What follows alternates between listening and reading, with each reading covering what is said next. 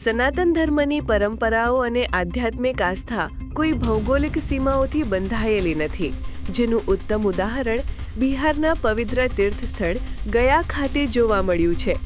અહીં પિતૃપક્ષના પાવન અવસર પર રશિયાથી આવેલા શ્રદ્ધાળુઓના એક સમૂહે તેમના પૂર્વજોની આત્માની શાંતિ અને મોક્ષ માટે હિન્દુ વિધિ વિધાન અનુસાર પિંડદાન કર્યું હતું. પરંપરાગત ભારતીય વસ્ત્રો, ધોતી અને સાડીમાં સજ્જ આ વિદેશી શ્રદ્ધાળુઓ ફાલ્ગુ નદીના કિનારે આવેલા દેવઘાટ પર વૈદિક મંત્રોચ્ચાર સાથે શ્રાદ્ધની વિધિઓ સંપન્ન કરી હતી. આ રશિયન શ્રદ્ધાળુઓની સાથે યુક્રેન, સ્પેન અને અમેરિકાના નાગરિકો પણ જોડાયા હતા, જે દર્શાવે છે કે સનાતન પરંપરાઓ પ્રત્યે વિશ્વભરમાં આકર્ષણ વધી ગયું છે.